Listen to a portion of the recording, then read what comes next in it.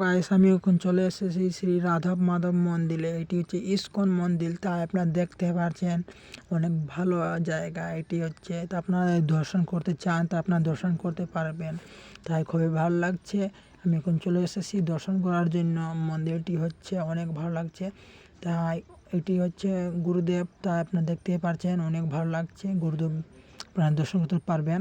তো আমি এখন চলে এসেছি মন্দিরে। এটি হচ্ছে অনেক ভালো জায়গা এটি হচ্ছে বড় জায়গা, অনেক আনন্দের জায়গা।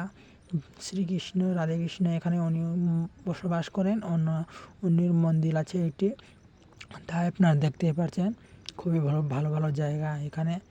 এখানে দুপুরে, সকালে, সন্ধ্যা এখানে পূজা করা হয়, 3 টাইম পূজা করা হয়, তাই আপনারা দেখতে পাচ্ছেন। খুবই ভালো লাগছে।